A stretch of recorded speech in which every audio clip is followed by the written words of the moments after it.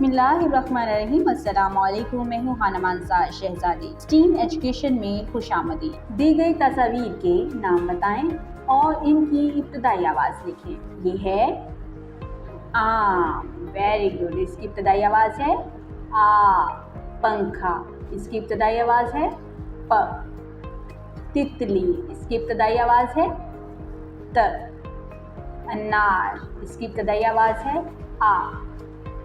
टमाटर, इसकी इब्तदाई आवाज़ है ट।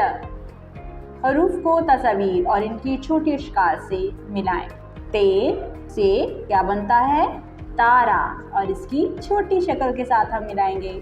से समर, और यहाँ पर हम इसको इसकी छोटी शक्ल के साथ मिलाएंगे।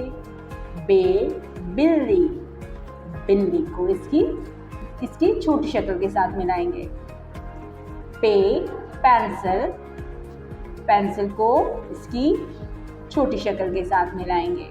टे टोपी, टोपी को इसकी छोटी शक्ल के साथ मिलाएंगे।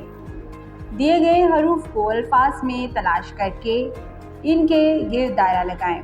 आड़ू, ये है शुरू में आड़ू। बे बस्ता, शुरू में है बस्ता। पे प्याज। ते ताला, दाई है, तो यहाँ पर हम इसको सर्कल करेंगे। टे टोपी। से सांप। Very good. आपने बहुत अच्छे तरीके से ये जायज़ा मुकम्मल किया है। डियर टीचर्स, उम्मीद करती हूँ आपने इस वीडियो से बहुत कुछ सीखा होगा।